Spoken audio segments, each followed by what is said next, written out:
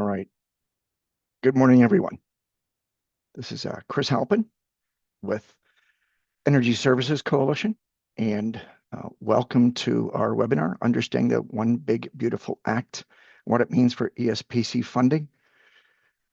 We decided to run this webinar because we feel like, the Inflation Reduction Act created a lot of tax credits for public agencies through the elective pay program.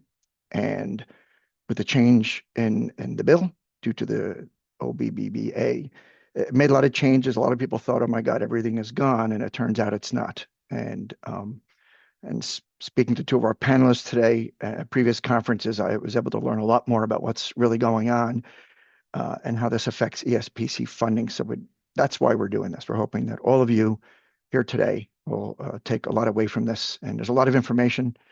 You'll hopefully be able to take a look at this again in your spare time.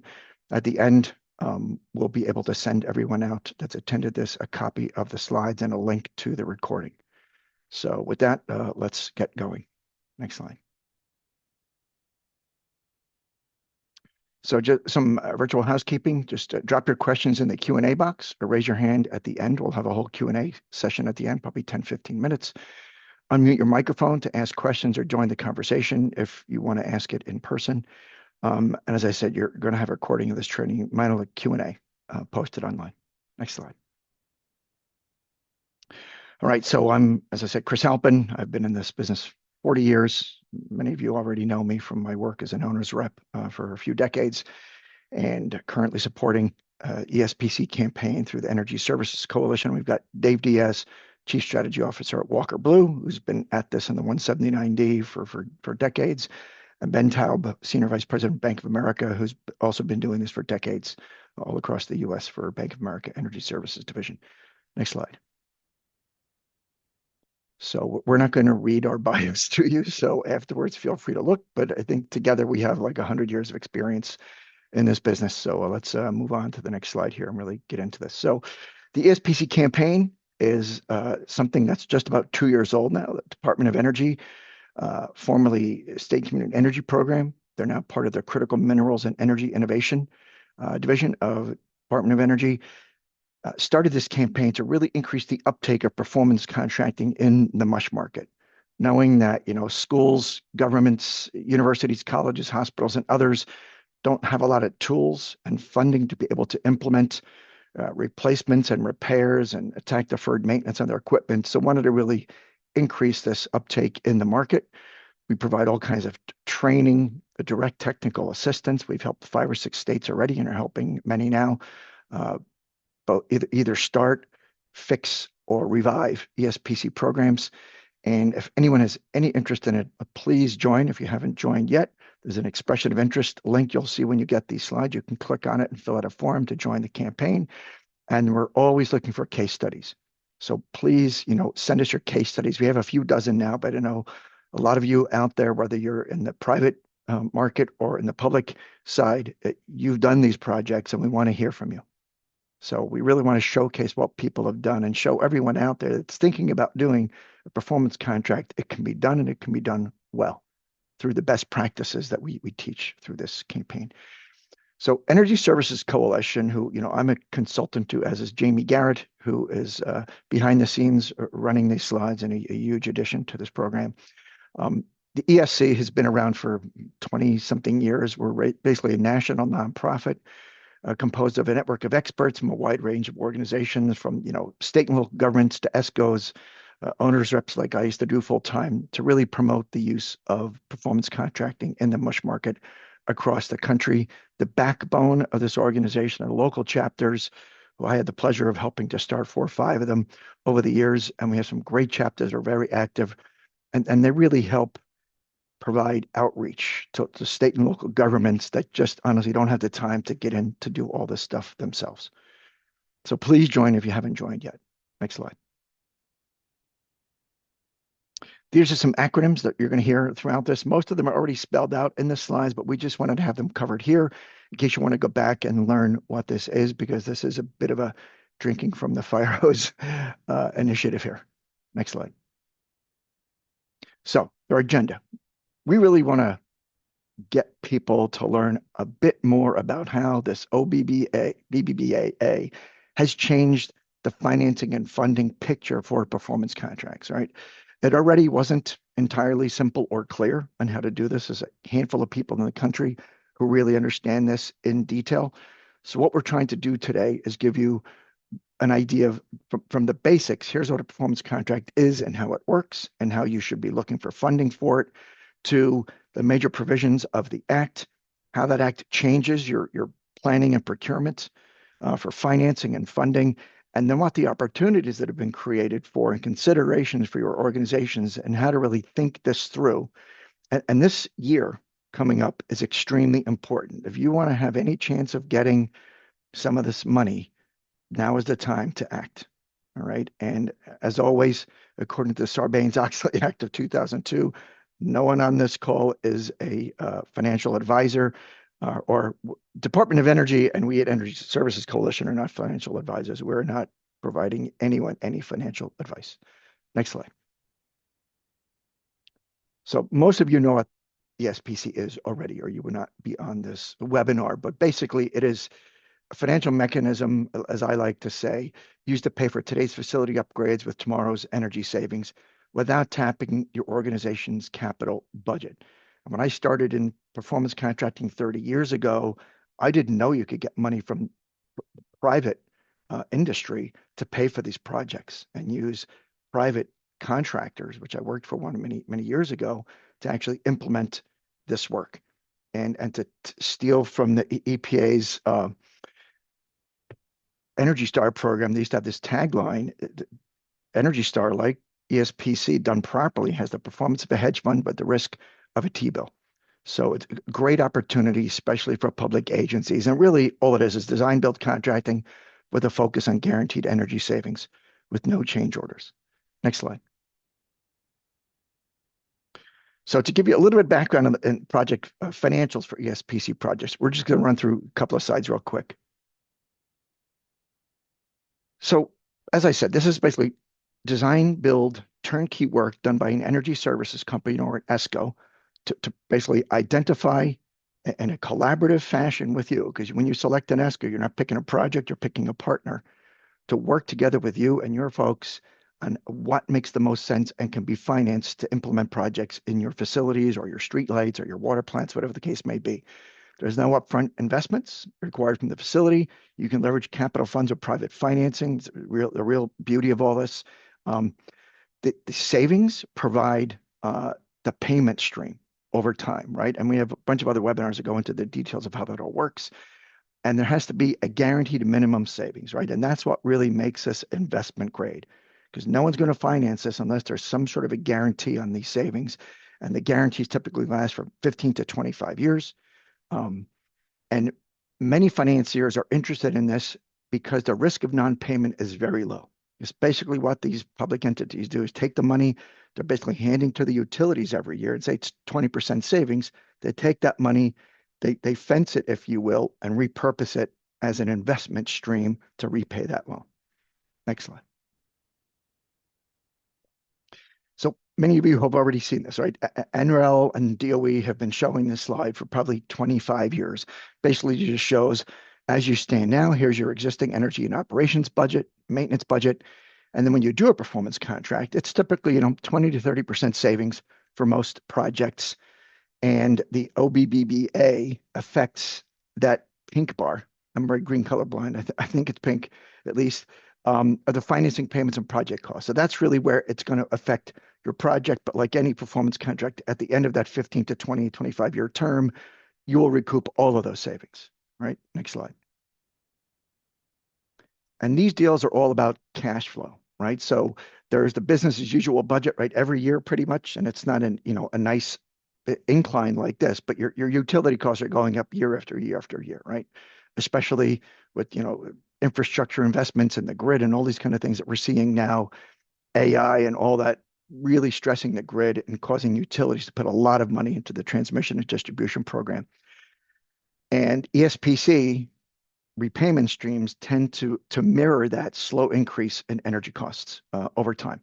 And those are energy costs that are agreed to on an escalation that's in your contract, right? So it's all about this long-term cash flow, which creates a great leveraging tool for you to be able to implement these measures in your buildings. Next slide.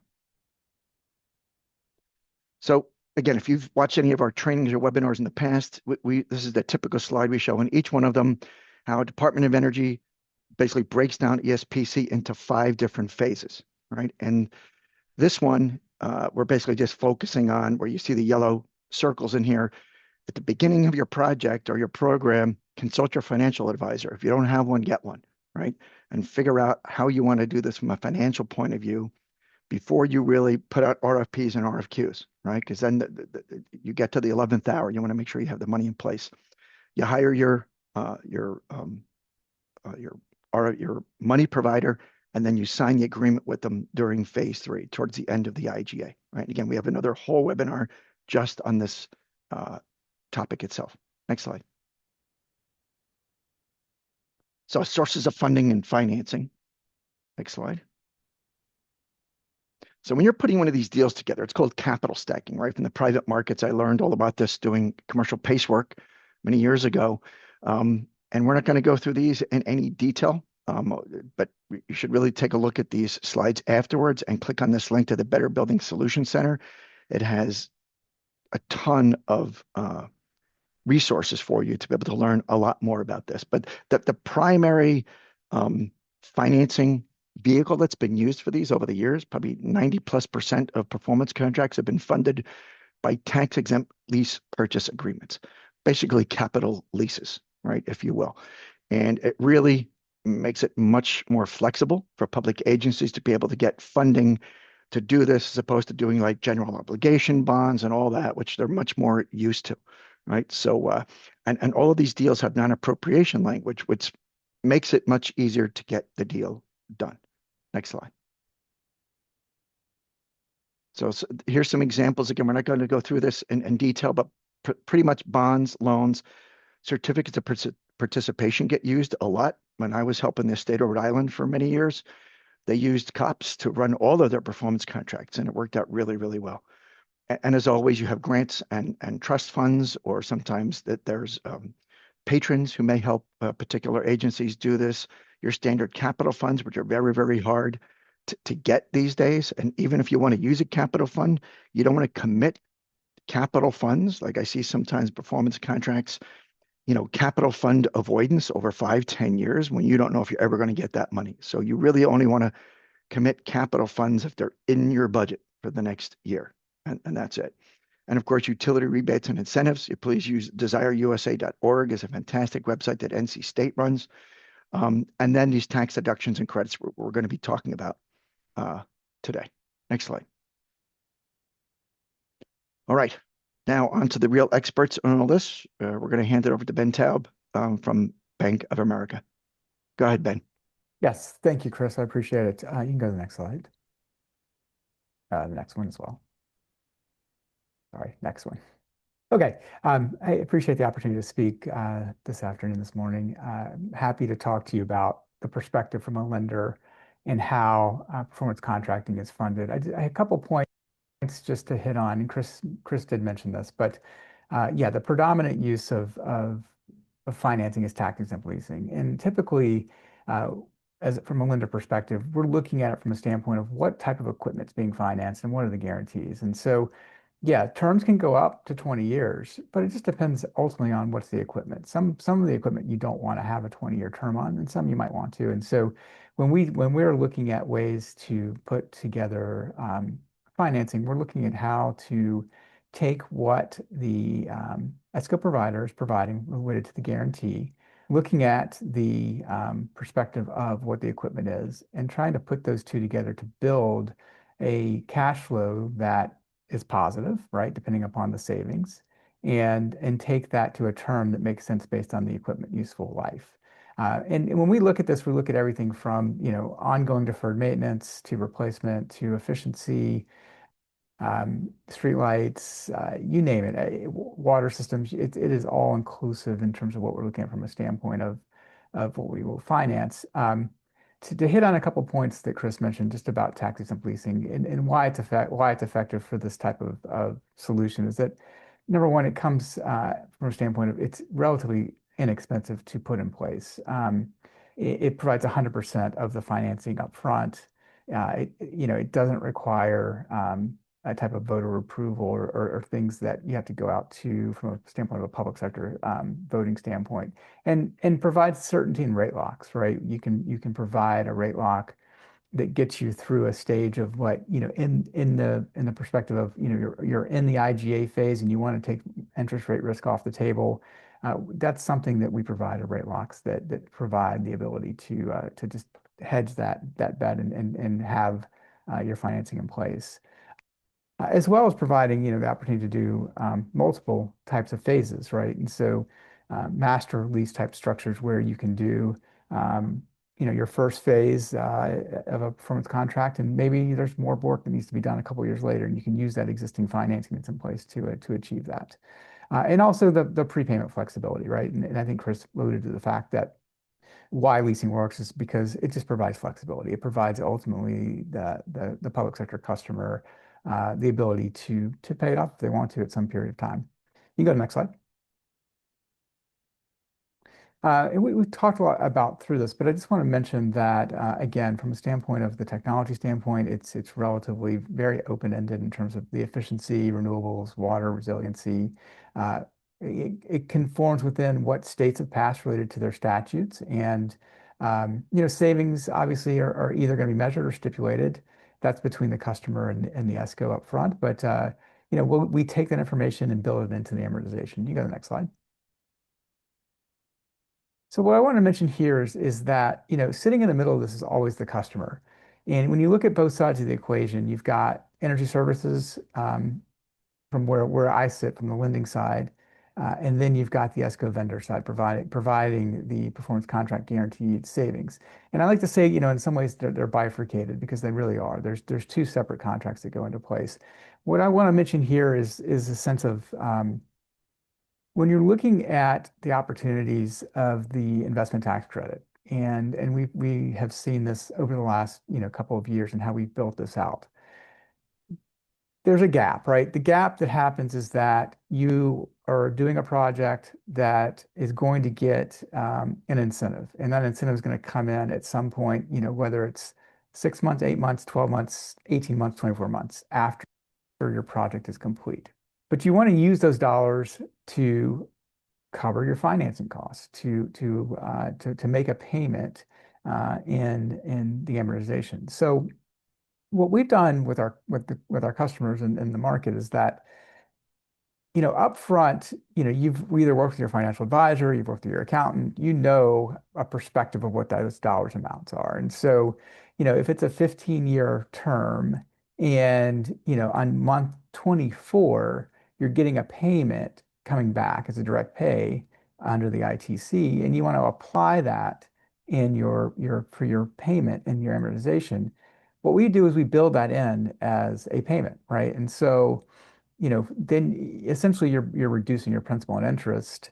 That payment's coming in at month 24. We've built it in as a payment, and you've essentially taken a big perspective of pay down during that period of needing the money because you've got to have the construction done, and then the money coming in when you're at completion.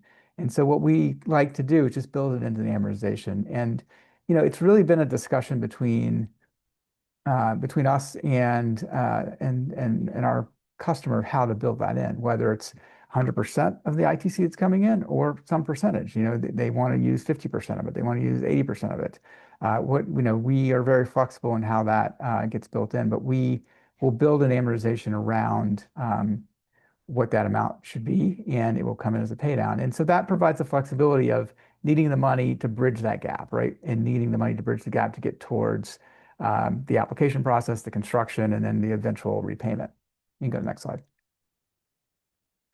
Just a couple perspectives, and just to give you a sense, we work across the country, and we do everything from higher ed state agencies, school districts, just to note, here's a couple examples and I won't go through all these, but a couple examples of projects that have been done using a variety of types of financing, mostly tax-exempt leasing, and then the application of ITC where it applies. And obviously, we can talk about if there's questions as we get through the presentation, more detail on that. And with that, I'll turn it over to David.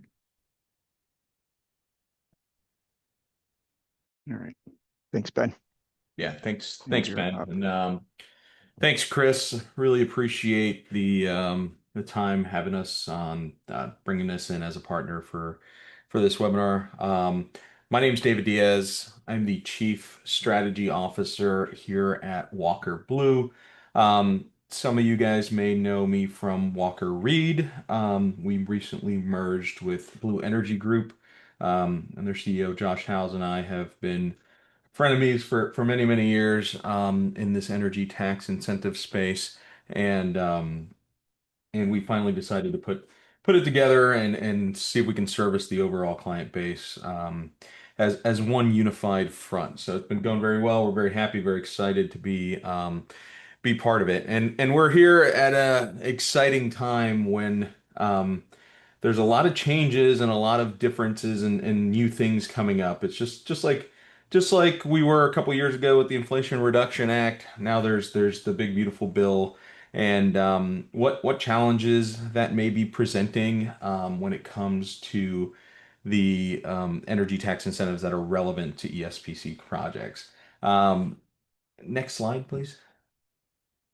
So a couple um, main incentives that are available and have really kind of come under the purview of the Big Beautiful Bill Act. Um, One is the investment tax credit. For those of you guys, Ben kind of already mentioned what the investment tax credit is. I'll kind of touch on it on a high level. It's a federal tax credit that was designed to reduce the cost of eligible clean energy technologies such as solar, geothermal, battery and thermal storage, wind, bio gas. There's a handful of different technologies that get bulked and put into the investment tax credit. They're under all different ends of the tax code, falling mainly under Section 48, where they all sit within the tax code. So that is an incentive that got really expanded, and I think we've started to see much more usage of the ITC credits after the Inflation Reduction Act in 2022. They really expanded the ITC and the 179D and a bunch of other incentives as well. But the ones that are really relevant to this group are the ITC. So um, the 179D is a federal tax deduction for energy efficient commercial building improvements. So it's basically a tax deduction that's available to the designer or the ESCO who creates the design for the energy tax incentive opportunities that are being presented within the building. So basically, ECMs around lighting, HVAC, building envelope are all ECMs that could essentially qualify for the Section 179D. And it's based on the overall energy reduction of the building as it compares to an ASHRAE baseline of 2000 and well, it depends on the year, but it's 2000. It's currently it's 2007 is our baseline that we're going off of. So, in order to maximize the 179D, the energy reduction has to be substantial in nature against that ASHRAE baseline standard. And there's a moving target when it comes to 179D. That ASHRAE standard is set to get bumped up here next year. But everything is slightly call it in limbo when it comes to the 179D in certain sectors of the investment tax credit due to the big beautiful bill. So next slide, please. when we look at the Inflation Reduction Act, it's kind of important that you understand where this came from, what the benefit were that were expanded under the IRA. Um, the IRA did a lot of really, really positive things for energy and clean energy incentives. One of them was it restored the ITC to a 30% and expanded eligible technologies. So it was really a big move. Basically, the way they set it up is it's a 6% base credit with a 5 times multiplier. And if you look over here to the right, you see it says the IRA introduced the prevailing wage and apprenticeship requirements. So what that does is that's how you get to that 30% mark for the ITC. So what it allows you to happen there is if you have a project that is either exempt from the prevailing wage and apprenticeship rules, meaning it's under a megawatt, or if it's a project that's over a megawatt, but then has to meet the prevailing wage and apprenticeship requirements in order to receive a 5 times multiplier. So that 6% base credit turns into a 30% base credit with that 5 times multiplier. On top of that, there's a handful of stackable bonus credits that were introduced. Like I mentioned, the PWA bumps you up to the 5 times. Then there's a base credit of a 2% for domestic content. There's base credit of 2% for energy communities. And those additional credits also multiply by 5 if you meet the prevailing wage. So and then there's another incentive that was available for low income communities as well. So realistically, it could take the credit anywhere from a base credit of 6%, and if you get the 5 times multiplier, 30%, all the way up to potentially 70% of the eligible energy cost for a project could be refunded back to tax exempt and government owners, or if you're a private C&I client who's looking to take advantage of these, you have some transferability options where you can take the tax credit and transfer it to somebody who needs it if you don't need the tax credit. But one of the main things that made it really, really attractive for the Inflation Reduction Act and has substantially impacted the MUSH market, as and tax exempt market when it comes to doing renewable projects, is the ability for direct pay. So the direct pay, or sometimes called elective pay, is the program that the IRS basically issues a refund back to the tax exempt entities. And like Ben mentioned, we know we're getting this money via a direct pay element, but there's a timing difference, right? So it's not like you go and you say, hey, I signed a contract for this project, we're going to do it, and you're automatically, going to go and get that tax credit, and it's going to hit your bank account as soon as you apply for it. The way it actually works is you have to go do the actual work, get the project completed, get it put onto the grid, and at that point in time, the IRS has a pre-registration process where you have to go in and pre-register. And I know it sounds silly because it's a pre-registration project that occurs after the project is complete. But if you look at it from the perspective of it being a pre-registration for the purpose of applying for the direct pay, we have to go in, do the pre-registration process. Once everything is completed, what we end up doing is gathering all the schedule of values, all the relevant financial information for the project, and we do a cost study, or cost segregation, sometimes it's called, analysis to determine what is the eligible basis that is eligible energy property that's integral to the use of that renewable system that's eligible for the ITC. So we're basically going to go, hey, we're going to go take a look at all this, pot of money. Maybe it was a new school or a new government building, or maybe it was just an ESPC energy improvement project. But we're going to go look at what components are relevant and eligible under the ITC. So that's one of the services that we offer at Walker Blue is we'll do that analysis to determine what those costs are. The other piece to that is then now you can start looking at these stackable incentives like domestic content.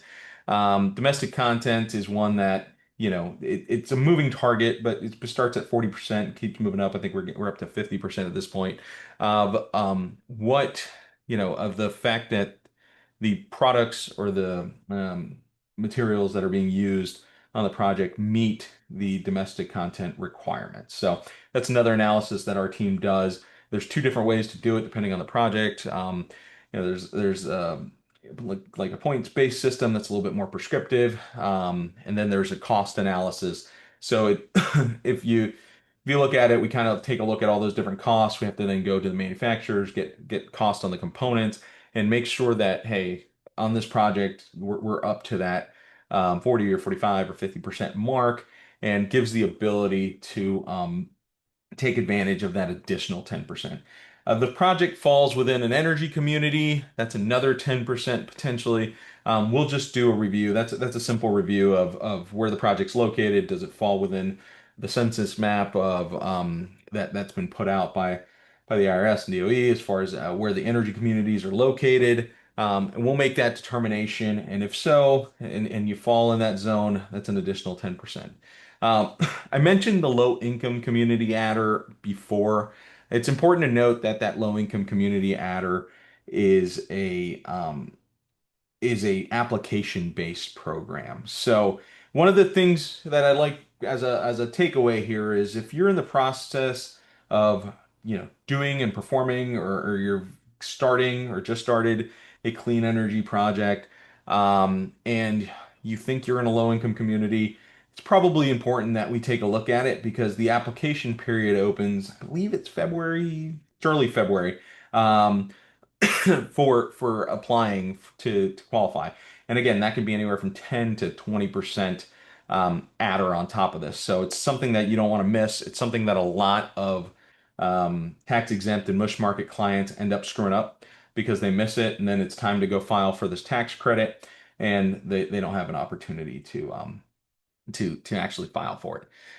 The other piece that's very important that I'd like to bring up is that from a direct pay and a elective pay perspective, this is a all or nothing, deal. You can't. What I mean by that is you can't go backwards and amend tax returns to go file this incentive. You have to either file timely or you have to file an extension in the year following your fiscal year to, you can get a 6 month extension where you have to go and file that 990T tax return in order to make sure you get that. If you miss that period and you miss that filing and filing an extension, or if you filed an extension and then um, you miss filing the actual tax return and all the eligible forms, you get zero. So it's very important, from from the ITC's integrity perspective that there's timely action that gets taken. There's a couple, depending on when the fiscal years land, November 15th tends to be a common one with the June 30th fiscal year ends. So, when that filing deadline is up, this past year we had a handful of clients scrounging because, the ESCO let them know, hey, you need to make sure you hire a tax consultant to get this done for you. And they never did. And the ESCO was freaking out because they weren't going to get, the way these ESPC projects work, these funds get this goes back into the payback, right? It goes into paying down the project, like Ben mentioned. And if those financials aren't there and those dollars don't hit, they don't pay down the project. So it's very important that you keep in mind that they need to be done timely. So that's the Inflation Reduction Act's big picture of what they did as far as the ITC and Section 179D. Well, sorry, I didn't even get into 179D. I got too excited on ITC. ITC is a very exciting thing. So the Section 179D was also enhanced. Basically, they took the same methodology with the prevailing wage and apprenticeship requirement. They actually reduced the base deduction for 179D. It used to be $1.80 a square foot. They dropped it down to a max of a base deduction of $1 per square foot. And then they included the prevailing wage and apprenticeship rules where you can get the 5 times bonus multiplier. So it's very, very important that if we have a lot of mush folks or ESCOs, but for the most part, most of the ESCOs and energy service companies and energy companies at this point have factored in the 179D if they think it's going to be part of their strategy into your project pricing. From your perspective, it's really important that if the 179D is part of the deal and it is part of what you're trying to capture and you're trying to maximize it, making sure that you continuously monitor the prevailing wage and apprenticeship requirements is an important piece to the puzzle. There's a lot of areas where the PWA can trip you up. And it's, everybody's like, well, we've been doing prevailing wage for years. And yes, you likely have been doing prevailing wage for years in order to meet Davis-Bacon. The ESSER funds required it. There's a handful of dollars and grants and things of nature that have required you guys to keep track of prevailing wage, and everybody's used to doing the WH 347s. So it's a very common practice. There's a lot of nuances around the apprenticeship piece of the prevailing wage because you don't have to just meet prevailing wage. You have to meet prevailing wage and apprenticeship requirements. And the apprenticeship requirements were new under the Inflation Reduction Act. So, a lot of times people get tripped up and they go, hey, we think we're getting 5 times what we thought we were getting. And look, we met Davis-Bacon, but when we do the analysis on a post-retroactive perspective, we go through and we do the analysis on a project, we'll find that they're not meeting the apprenticeship, or some of the wage determinations were incorrect because they didn't meet their journeyman to apprenticeship ratios and things of that nature. So, highly recommend involving a partner like Water Blue at the beginning of a project. We'll do continuous weekly monitoring on it. If there's ever any issues, we can bring it up to you and say, hey, you know what, for this time period, this person, was underpaid, or you're falling short on your apprenticeship.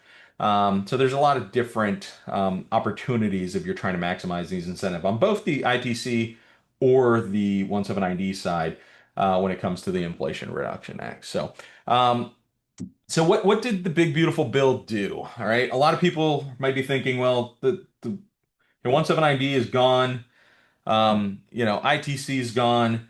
That is not necessarily the case. So what happened with the big beautiful bill?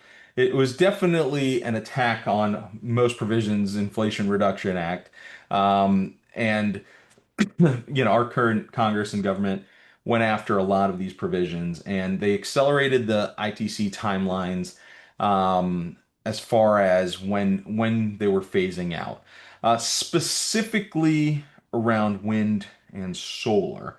Those were the biggest affected technologies. When you look at like battery storage, thermal storage, energy storage, those did not get affected. They're still falling under the Inflation Reduction Act rules. So if you have a project that's looking at geothermal or energy storage or battery storage for your solar project, these incentives are still there and they're still alive and kicking. So yeah, and the other thing that it did, it introduced a sunset for Section 179D as well. Basically, if a project does not start prior to June 30th, and I'll go through the timelines here a little bit, of 2026, that project is no longer eligible to receive the 179D. There's a lot of lobbying and activity going on behind the scenes, as 179D has always been a provision that's had a ton of bipartisan support, historically going back to 2005 as part of the Energy Policy Act. It's always seen an extension, so there's a lot of activity out there trying to get that timeline pushed back as far as the provision's concerned. You can go to the next slide, please. So I kind of went over 1790 in pretty good detail. One of the main things here is that government building owners may allocate the deduction to the designer. Um, again, it can only be allocated to the designer. So then when I say designer, a lot of people think of designer from a very conventional design and A&E perspective. An ESCO very much qualifies as a designer as they have design contractual responsibility, and they're the ones kind of coming up with all the ECMs that are going to be relevant to the project. And this particular project was in Lancaster, Texas. It was 342 square feet. They did ECMs around lighting and HVAC. Ended up qualifying for $1.8 million in Section 1790. And like I mentioned, this is one that is very much already factored into these deals. So that's why there's an impact there with the big beautiful bill is the ESCOs are going to have to adjust for that if we don't see an extension. So please reach out to your representatives, your congressmen and women, and let them know how you feel because it will have an effect on your project cost. Maybe not a direct effect or what feels like a direct effect, but it'll definitely have an indirect effect um, because it's going to affect the ESCO's tax liability on the back end. So, next slide, please. So, I kind of went over this in pretty good detail before. Section 48 and 48E and all the different components. This slide really does a good job of kind of narrowing down how it works. Like I mentioned, there's the base credit of that's 5 times, which is up to 30%, and then you have a 10% percentage point for facilities meeting domestic content and 10% for if it's located in an energy community, and 10 to 20% for tax exempt and government entities that are going for the direct pay eligible component. So, again, it's important to note that the IRS actually issues you a refund just like they would any other. And a lot of the government entities are not in a position where they're used to filing the 990Ts. So that's a nice area that we come in and help all you get through that filing process. And we do so for a very reasonable fee where you're still maximizing most of this incentive, but we're walking you through the process, making sure it's being done in the proper pathway. So next slide, please. So this is a good example of a solar project in Michigan. It's Michigan School District. They started construction in December of 2023. It was placed in service in June. So the total project cost is pretty sizable. Project was $5.1 million of project costs. Of those project costs, we determined that 3.5 million of them were eligible ITC related cost.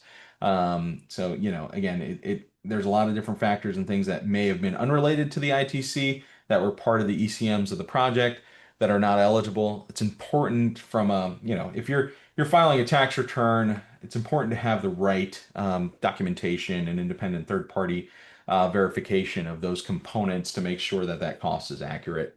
So at that 3.5 million mark, the base ITC rate was 30% for the project. It did meet the domestic content requirement. And again, for most solar projects, domestic content needs to be really planned for on the front end.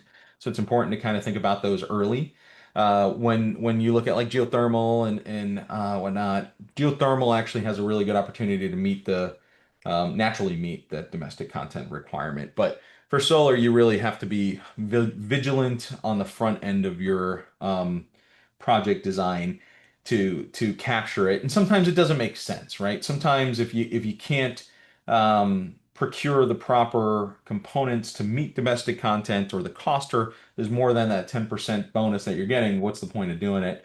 And it's sometimes better to forego it. So it just depends. There is the requirement now for FEOC, which FEOC is the Foreign Entity of Concern, which, kind of changes the tune a little bit on making sure you're meeting the requirements. It's a little less stringent from a product perspective than the domestic content requirements.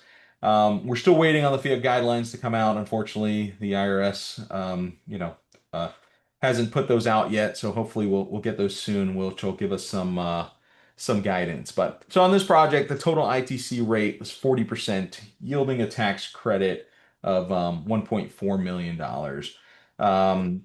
This project did not qualify for the energy community, or I'm sorry, did not qualify. It did qualify. Well, it didn't qualify for energy community or low income community adders, as they didn't fall under that designated area. So again, it could have been a max of 70, but it didn't meet those requirements. So next slide.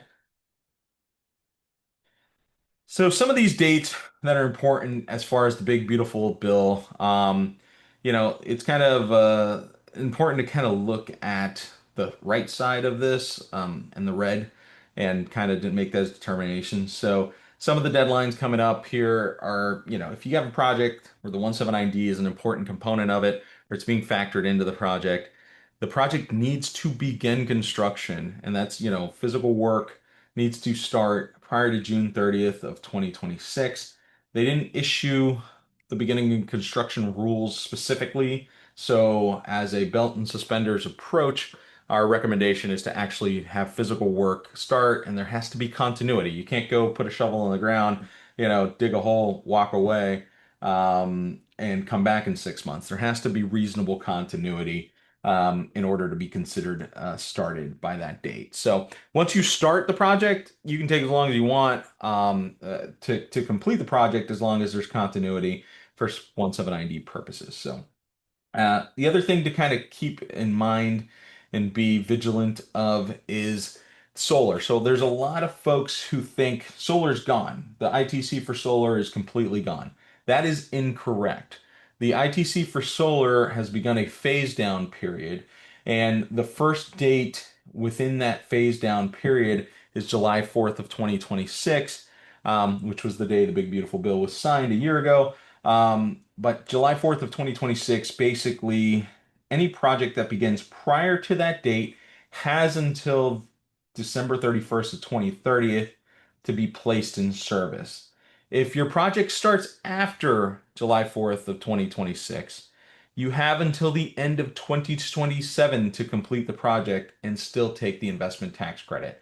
So again, if you thought solar was completely dead, as far as the investment tax credit, that is not necessarily true. You just may need to be vigilant of some of those time frames that are relevant, to making sure you meet the requirements. We're happy to help consult on that end. Any questions that you may have, happy to kind of make sure, run through some scenarios with you, and make sure we feel that the project, it could meet it.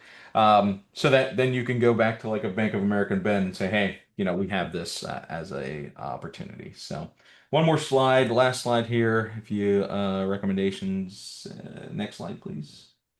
So, some of the recommendations on takeaways are, hey, have conversations early with your ESCO if 179D is in the cards. ITC projects. If you got projects that you've been considering geothermal or battery storage, know that those have a longer runway. So, and there's a lot of great opportunities there, specifically around geothermal, with the enhanced tax credit. If you have a project in mind and you're not sure you can meet the deadlines, for solar projects, you got to be sensitive to those deadlines. And then anytime you can keep a project under a megawatt, it's helpful. It avoids the PWA, prevailing wage and apprenticeship requirements. So, and then make sure everything is documented. Documentation cannot be more important in this case. Third-party documentation is better. So, yeah, so I appreciate it, Chris. Thank you. All right. Thanks, Dave and Ben. That was a lot of fantastic information. Hopefully everyone on the webinar here learned a lot today. I know I learned even more again today than I had after the last time I saw you guys both speak. So we've got about 10 minutes left in the webinar time. We have a couple of questions. First one is, it seems out of scope for ESCOs, but do you see many ESCOs offering or trying to offer ITC services for eligible customers? Either of you Um, have any? I think it Yeah. sounds like a me question, but Yeah. no, most ESCOs will let you know that the ITC is available. They will, some of them will even take a stab at making a estimate of what that will be. But in your contracts and in the legalese, there will always be the language that basically punts that responsibility onto you. And they recommend that you hire an advisor. So most of our business comes from the ESCO world. We're very thankful to our ESCO partners who are constantly feeding us these ITC services for their direct play clients and their MUSH market clients. Um, and we'll go and we'll service that for them, and we will be the ones to make that independent third party valuation. So that's a very commonplace, but no, most of the ESCOs are staying very far away Yeah. from this, and it's out of scope and out of responsibility from their Right. perspective. Right. They want to stay on the one side of the Sarbanes-Oxley rule, Yeah. not the other. Yep. Stick with what you know. We have another question about 179D. Is the number of customers requesting Section 179D sharing increasing since the values have grown so much under IRA? And then there's a Um, good, and then there's a follow-up so question. this is a pretty loaded question. It's a good question. There the answer there is no. For the most part, there hasn't been an increased sharing of the 179D. Most of the time, it's getting built into the project financials on the front end by the ESCO, and it's kind of not a line item that gets necessarily seen or published. But normally there's fine print or there's print in the agreements that basically say, just like rebates, local utility Yeah. rebates are part of the 179, the project financials, and they belong to the ESCO in certain scenarios. Yeah, there'll be language accordingly that the 179D belongs to them accordingly. And the reason, and I'll explain why, Chris, we have some time, so I'll explain why the 179D share is a complicated thing. Um, there's a lot of factors that go into 179D. So a lot of people think 179D is really straightforward from what the benefit is. Because it's not a direct pay, it's not a direct credit, it is a deduction. How profitable the ESCO or the energy company is comes into play. There's additional areas as well where the benefit even appears to be more diluted when you look at it. You say, hey, well, if they're in the 35% tax bracket and it's a $100,000 once of an ID deduction, we're going to get $35,000 back. Well, that $35,000, sure, that could be the immediate benefit that ESCO is going to get. In a year from now, when they go and file their tax return, they're going to see that benefit. But what ends up happening, and a lot of times, sometimes the ESCOs don't even realize this, or the energy companies don't, designers don't realize this, is it reduces, if you're a flow through entity, it reduces your basis in the company. So what ends up happening is in 10 years when this ESCO goes and changes hands and they move it from, you know, to private equity, or somebody comes and buys them out, or a super ESCO comes and rolls them in, that smaller ESCO who has been taking that 179ID has now reduced their bases in the company and are now going to have a higher capital gains tax Capital gains. Yeah. that Huh. gets hit on the top end of that. So that's something a lot of folks don't consider. And I know that the mush market and kind of everybody's like, hey, what's in it for us? Unfortunately, the way it's structured, it's not a great, you know, it doesn't transfer over well because of all those what ifs. And then there's always the audit risk, right? At the end of the day, if the ESCO decides to share a portion of this back with you, what's the audit risk for them, and how willing are they to take on that audit risk? So that's a very long-winded answer to your Yeah. question. All Hopefully I clarified it there.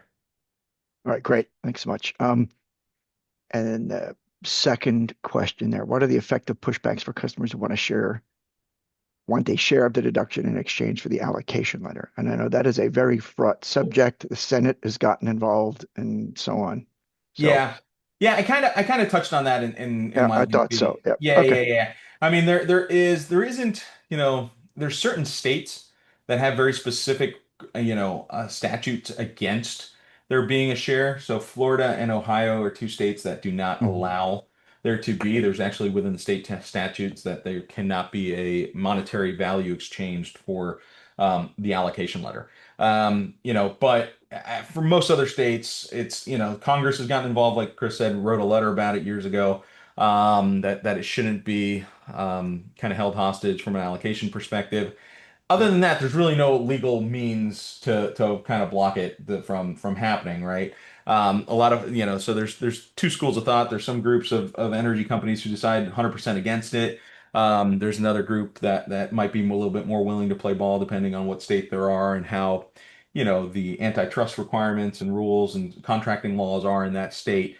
So it's kind of on a case by case basis. Right. And it's going to be sunsetting Yeah, at some yeah, point anyway, exactly. right? So, Well, hopefully not.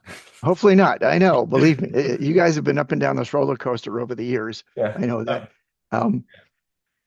So we have one more question. I think you already touched on this. Have the 2026 square foot rates been published for the 179D program? So the 2020, what you're referring to as far as the 2026, so the base rates are the base rates. What's being referred to here is that there's an inflation adjustment adder for Okay. for it. So right now, I think we're at either 81, might be 596, that we've gotten the max rate all the way up to 581. There is something quirky with that though. So the answer is yes, they have been published. I think we have a blog. If you go onto our website, there's a blog that kind of explains it and what the rate schedule will be with the inflation facts. But it's kind of quirky because with after the Inflation Reduction Act, the way they wrote the rules, 179D used to be capped at, hey, 50% or anything over 50%, you get the benefit. Now it's gotten to the point where, in order to get the max benefit because of inflation, they actually removed that 50% cap as part of the language. And it might have been oversight as part of the Reduction Act. But now you sometimes to get that max, you might have to be at 52 or 53% savings against the ASHRAE baseline to actually maximize the incentive because it kind of keeps moving with inflation. So there's a lot to this. So I recommend, anyone has any further questions for David or Ben, please reach out to them. The contact info is on the intro slide. And we need to keep moving. We have like 2 minutes left here, but thank you all so much for your questions and great answers. Next slide, please. So some resources. DOE over the years has put together some fantastic resources around financing. There's this decision tree, financing options, Better Buildings program has got financial allies already set up, and there's a whole ESPC toolkit. And this is really a lot of great information. And the Federal Energy Management Program, which is a sister department to this one, started this Performance Contracting National Resource Center about 4 or 5 years ago. And it's a great hub for ESPC resources. Actually, I was lucky enough to help generate a few documents or review a few documents. So they have template documents in process now. They haven't been finalized and released yet, but there's ESCO, RFPs, contracts, so on. The same thing for owners reps, that RFPs and agreements as well. That's also a way for you to access the certificate training series. Was originally set up for owners reps, but now it's pretty much for anybody that learn a lot more about ESPC. You also get continuing education unit credits there. So please check that out. Next slide. So some previous campaign presentations that we've already done. A little more than a year ago, we did a training for state and local government agencies about how to pay for an ESPC project. Please go check that out. We did one early on. I think it was the first presentation done here, was all about the Inflation Reduction Act, which of course has now been superseded by what you just heard. But that goes into a much deeper dive on IRA and how it all works.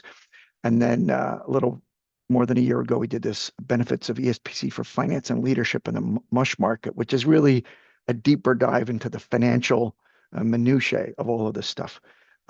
We also have, a couple of dozen other events that we've done starting in, it was May of 2024, June of 2024 was our first event. So please go check this link and check out the previous presentations. Next slide.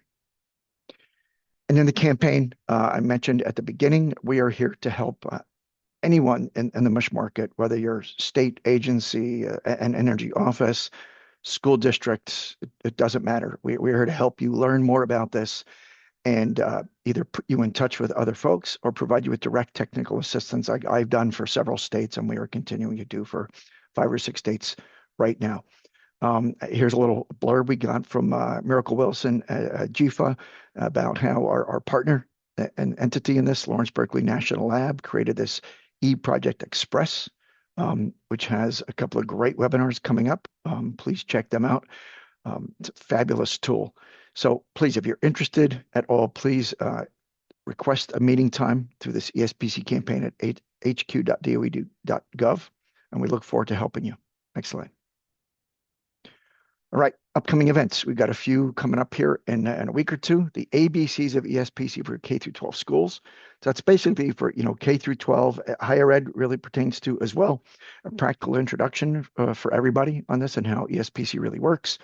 And then we have focusing on states, how to structure a state program to really maximize agency participation.